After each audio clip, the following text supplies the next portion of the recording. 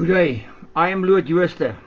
It is a great privilege to greet you all in the name of the Holy Trinity, God the Father, God the Son, and with the powerful working of the God, the Holy Spirit. Yes, I greet you from welcome in the Free State Goldfields. I wish you each a very blessed 2026 in the honor of our Heavenly Father. Yes, this is the first broadcast of a new presentation called Go Fishing. All children of God are fishermen at the invitation of Jesus Christ. Matthew 4 verse 18 to 19. As Jesus was walking down by the Sea of Galilee, he noticed two brothers, Simon, who is called Peter, and Andrew his brother, throwing the dragnet into the sea, for they were fishermen.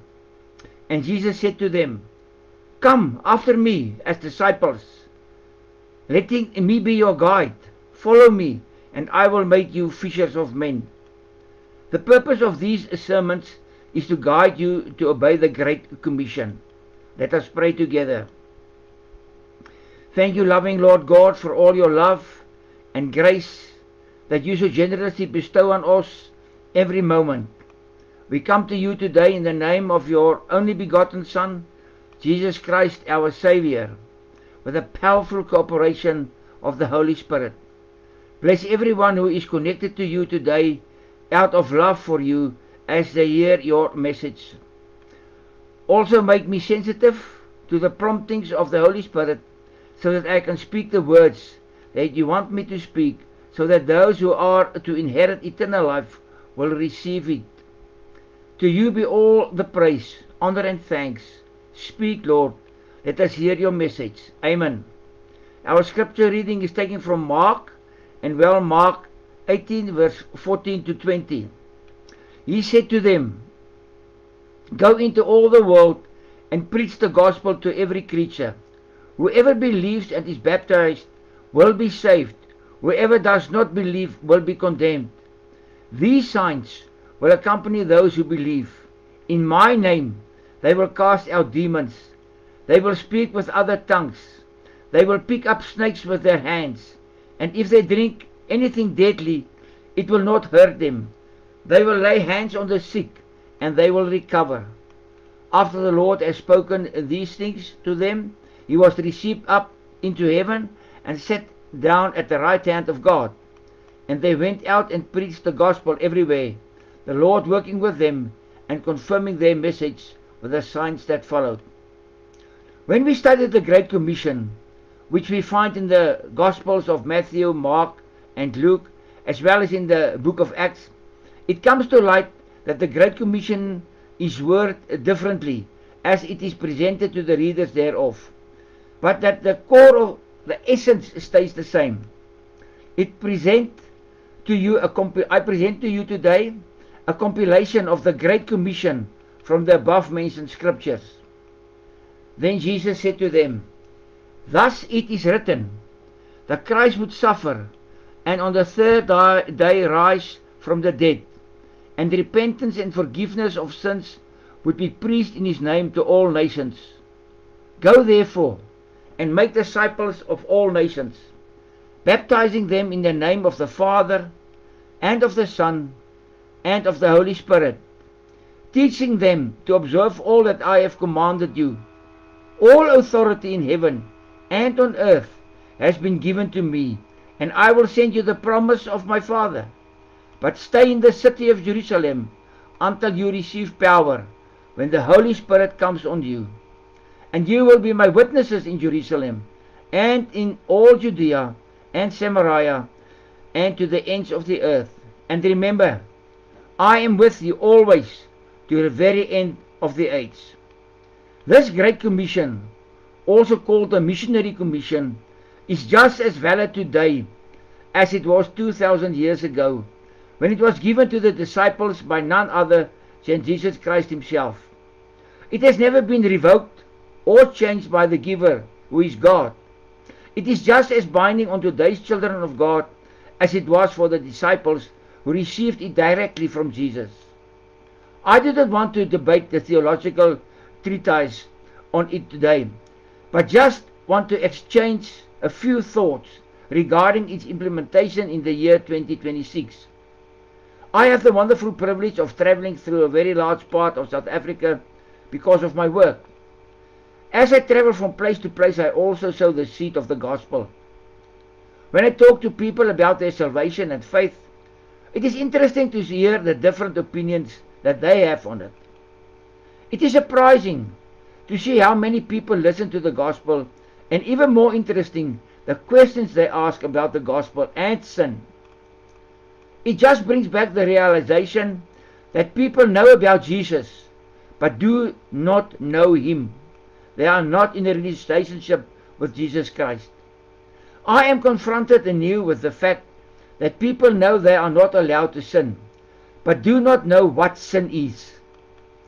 As one person asked me directly, why the teachers do not call the sins by their names, always talk about sins but never say what they are and how they work. This is a tremendous indictment of the church hierarchy. People know the 10 Commandments as they are in the Bible, but are unaware of the deeper, greater meaning and interpretation of it. What also surprises me is how many churchgoers place the reason for their salvation in the good deeds they perform. In the fact that they are good people, go to church on a regular basis, read the Bible and pray. They do not know the path of salvation through faith in Jesus Christ alone. They know Jesus, but they believe it is the good deeds that they perform that will give them eternal life. My straight answer to them is, without being born again, your good works will take you straight to hell. Good works are only done in obedience to God and to thank God for my rebirth. I always come across a small group who claim they are not interested in the gospel because they are atheists or Satan worshippers. I don't reason with them. I just tell them that they are just ordinary sinners who need Jesus for their salvation. Just hand them a tract and that's it. What is striking is the fact that they take the tract from me more than usual. And finally, I also get a small group who don't want to hear anything about the gospel and are not interested in a tract. I say goodbye to them and leave. Oh yes, I almost forget. The group who listen, take a tract and ask for more tracts for people at home or work, especially those with children. That's what I call a good day at the evangelism office. These conversations and questions have just made me realize once again the importance of, but also the urgency of conveying the gospel purely and correctly to those who hunger for it. It is the duty of every child of God to be obedient to the Great Commission. Yes, you heard me right. I do not say every Christian, because every Christian is not a child of God. It is necessary that the gospel is also shared with nominal Christians, those who are Christians only in name, but live 100% according to the world standards. We live in a country that is supposed to be a Christian country, but when we look around us, every day we see nominal Christians, family, friends, acquaintances, colleagues, people who we know are Christians, but live like unbelievers, people who persist in their sinful ways of life and do not break with it, those for whom it is normal to live as they see fit, away from God and His commandments, people who boast about their sin. Let's be honest, we all know such Christians, those who are just heading for hell as a pagan, an unbeliever who does not know or want to accept the gospel. We must remember one thing. Many Christians see themselves as Christians because their ancestors were Christians. Family history does not make anyone a child of God. Therefore, it is the duty of the children of God to lead Christians who are not born again to God in obedience to the Great Commission by preaching to them repentance and forgiveness of sins and teaching them to observe all that Jesus taught His born again children in His Word. Children of God can only evangelize under the guidance of the Holy Spirit. By ourselves we are not able to identify the right person who needs salvation, and without the working of the Holy Spirit, we also do not have the ability to speak saving words. It is therefore necessary that we ask the Lord every day for the guidance of the Holy Spirit to show us the right person and to place the right approach and words in our midst to share the gospel to the glory of God. Because we do not have the ability to do this by ourselves, Jesus Christ promised us the power of the Holy Spirit. And on the day of the Pentecost, He fulfilled His promise. Act 1 verse 8. But you will receive power when the Holy Spirit comes on you, and you will be my witnesses. Luke 24 verse 49. And I will send you the gift of my Father that He promised. But stay in the city, that is Jerusalem, until you are clothed with power from on high. Acts 2 verse 1. When the day of the Pentecost had come, they were all together in one place. Suddenly there came a sound from heaven like a rushing mighty wind, and it filled the whole house where they were sitting. And there appeared unto them tongues like fire, which separated and came to rest on each of them. And they were all filled with the Holy Spirit, and began to speak in other tongues, as the Spirit gave them utterance. As children of God, we therefore have no excuse to evangelize. We have the Holy Spirit in us that we received the day when we were born again. I want to tell you this again. As children of God, we therefore have no excuse not to evangelize. We have the Holy Spirit in us that we received the day we were born again. It is the power of this received Holy Spirit that we use in our evangelistic outreaches. We are therefore alone because Jesus are never alone, because Jesus also promises us that He will always be present when we evangelize. Matthew 28 verse 20b. And remember, I am with you always, even to the end of the age. Now let's summarize what we as born again children of God should do when we evangelize.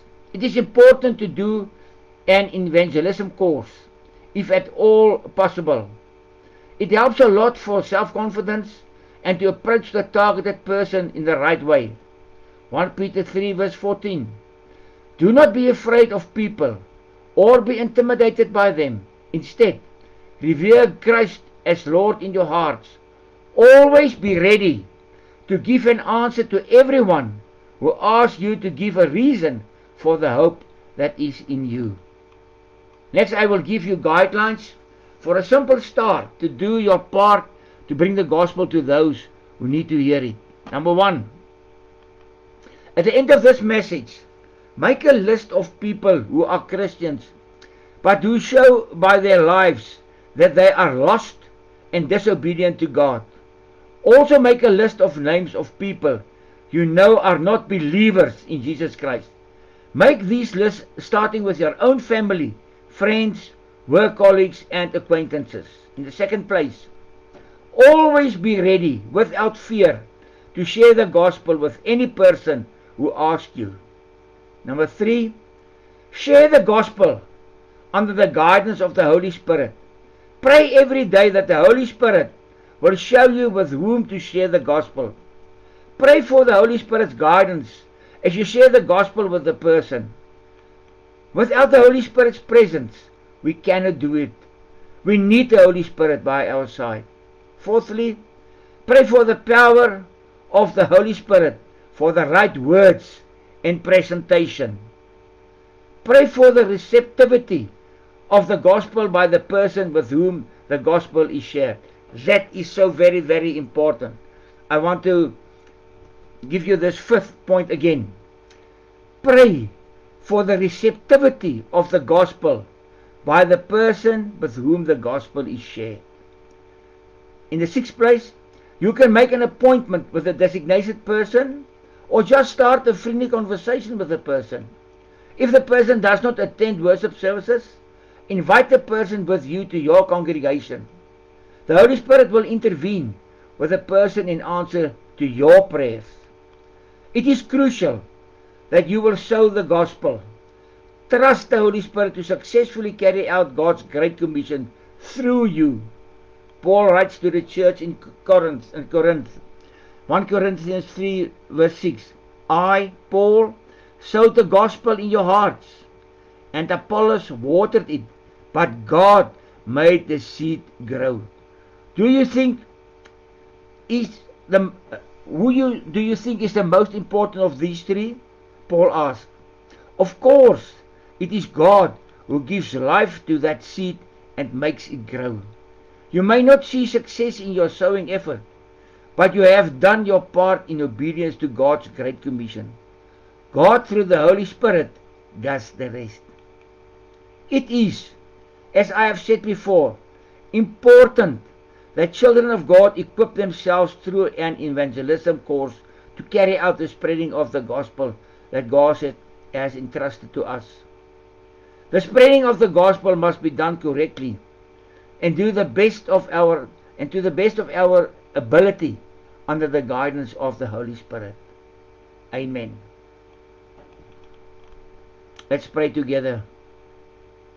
Thank you, Lord, for the wonderful opportunity we had to gather around your word.